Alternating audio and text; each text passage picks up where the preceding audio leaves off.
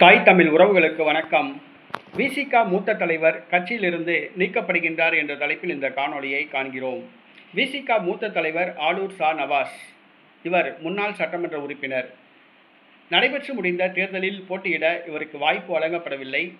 இதனால் இவர் திமுக பக்கம் செல்ல உள்ளதாக கூறப்பட்டது. கட்சியின் முதன்மை செயலாளராக அவருக்கு பதவி வழங்கி திருப்திப்படுத்தினார் திருமாவளவன். ஆனால் திருமாவளவன் முயற்சி பலிக்கவில்லை.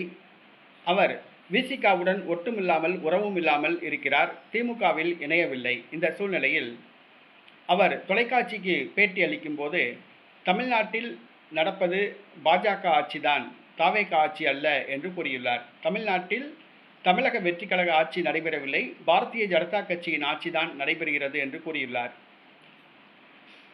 தேர்தல் நேரத்தில் தலைமைச் செயலாளர் மாற்றப்பட்டார்.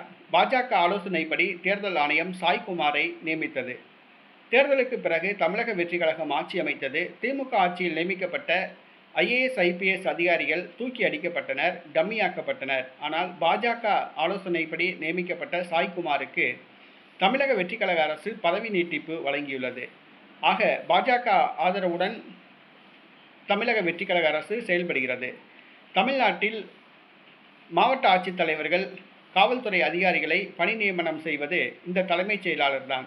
இந்த முக்கிய பொறுப்பில் பாஜகவின் ஆதரவாளர் நியமிக்கப்பட்டிருக்கிறார். பாஜக தமிழ்நாட்டை மறைமுகமாக ஆட்சி செய்கிறது என்று கூறியுள்ளார். ஆனால் வன்னி அரசோ பாஜகவை கண்டு தமிழ்நாடு அரசு பயப்படவில்லை என்று கூறியிருந்தார். இந்த சூழ்நிலையில் திமுக இல்லாமல் தமிழகத்தில் கூட்டணி அமைக்க முடியாமல் காங்கிரஸ் திணறி வருவதாக கூறியுள்ளார். தமிழ்நாட்டை போன்று வேறு எந்த மாநிலத்திலும் இந்தியா கூட்டணி அமைக்க முடியவில்லை. தமிழ்நாட்டில்தான் இந்தியா கூட்டணி வலுவாக இருந்தது. தற்பொழுது திமுகவிலிருந்து காங்கிரஸ் உள்ளிட்ட கட்சிகள் பல வெளியேறிவிட்டன.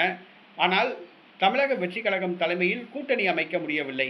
திமுக இல்லாமல் கூட்டணி அமைக்க காங்கிரஸ் திணறி வருவதாக கூறியுள்ளார். தமிழ்நாட்டில் நடப்பது தமிழக வெற்றி கழக ஆட்சி அல்ல, பாரதிய ஜனதா கட்சி ஆட்சிதான் நடைபெறுகிறது என்று விசிக முதன்மை செயலாளர் ஆலூர் ஷா நவாஸ் கூறியிருப்பது தமிழக அரசியல் வட்டாரத்தில் பரபரப்பை ஏற்படுத்தியுள்ளது.